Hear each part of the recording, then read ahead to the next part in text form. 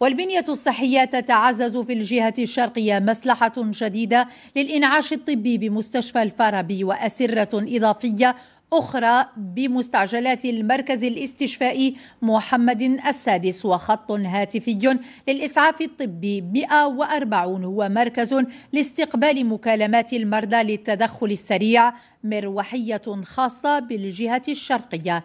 من وجدة روبورتاج ليونس الناصري، وفي المتابعة جليلة بن فتان.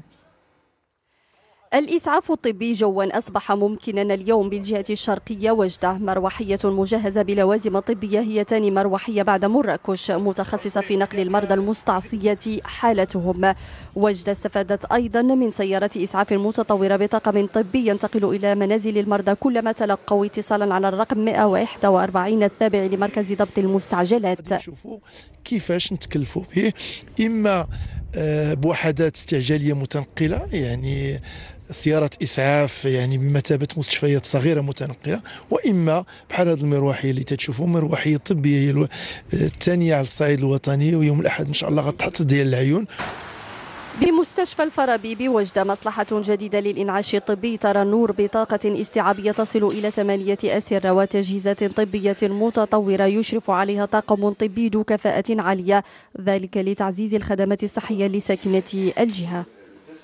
هذه المصلحة الجديدة كتوفر على كاميرات دو سيرفيونس اللي يمكن حتى كيفاش نشرحوا للعائلات الحالة ديال المريض ديالهم اللي كيتواجد بالمصلحة. مصلحة جديدة للإنعاش اللي غادي تمكن الساكنة كبيرة باش تستافد، لأنه كان أسيرة الإنعاش قليلة. دابا غادي يكون عندنا 23 سرير للإنعاش في مستشفى الفارابي الجهوي، وكذلك إضافة إلى الإنعاش اللي غيكون في المستشفى الجامعي. وبالمركز الاستشفائي الجامعي محمد السادس تم افتتاح قسم المستعجلات، شبكة صحية جديدة الهدف منها تقوية العرض الصحي والتخفيف من معاناة المرضى الذين يتكبدون مشقة السفر إلى المدن الكبرى من أجل تلقي العلاج.